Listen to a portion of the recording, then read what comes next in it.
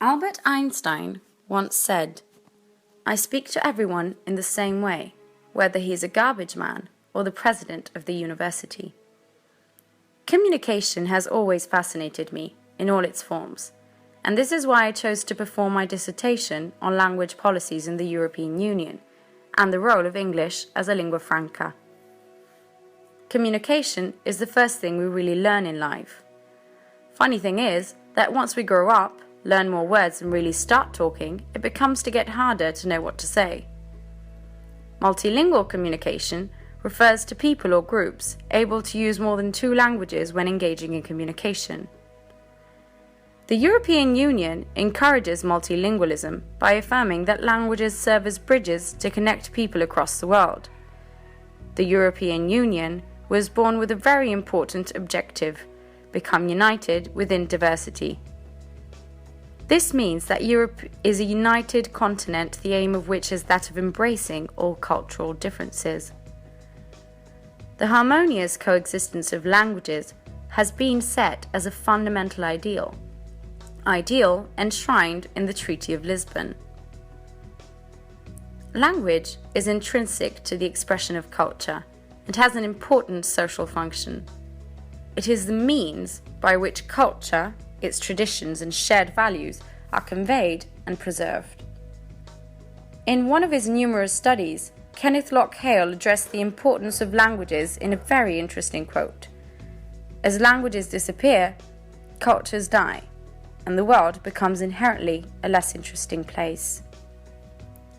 It has been estimated that approximately 10,000 spoken languages have existed. Today, only about 6,000 languages are still spoken, and many of these are not being taught to children. More than half of these languages are unlikely to survive the next century. What does this tell us in terms of communication? Nowadays, the regional or minority languages are preserved by the EU thanks to the Charter for Regional or Minority Languages, established in 1998. This document refers to the protection and the promotion of languages used by members of minorities in Europe, and confirms the Council of Europe's effort to protect national minorities and their languages, together with the Framework Convention for the Protection of National Minorities. A minority language can survive only if used in everyday life situations. For this reason, the European Charter for Regional Minority Languages provides the obligation for state parties to actively promote the use of these languages within all public sectors, that is, schools, tribunals, public administration, relations, media and social, cultural and economic life. Even though the law and practice of individual states that refer to them, as well as their languages and demography, is very different, many have in common a greater or lesser degree of precariousness. Today, the threats facing these regional or minority languages are often due to the inevitable influence of globalization and its standardization. The European Parliament has certainly had a key role among the other EU institutions for the protection and development of RMLs and lesser used languages. Besides issuing resolutions, budget lines voted by the EP led the Commission to create and fund supranational organizations for these.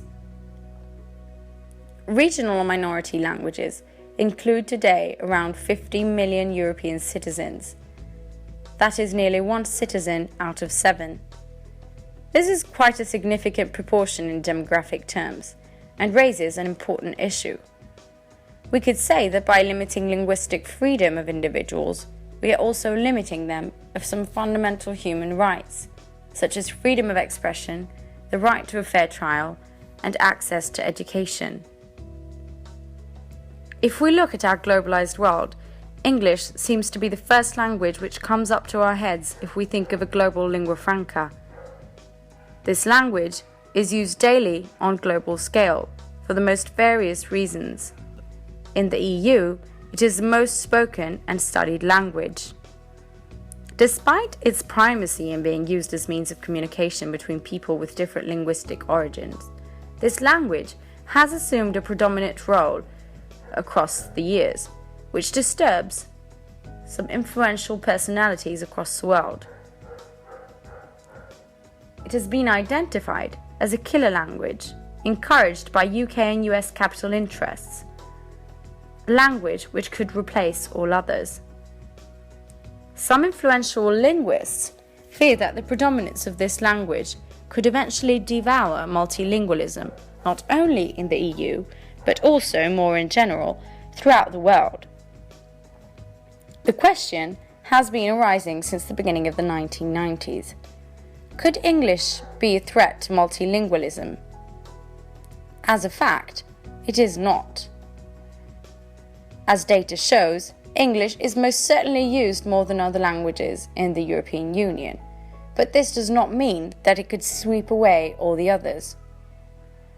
This language should be seen as a language for communication that has the capacity to unite European citizens just like any other language.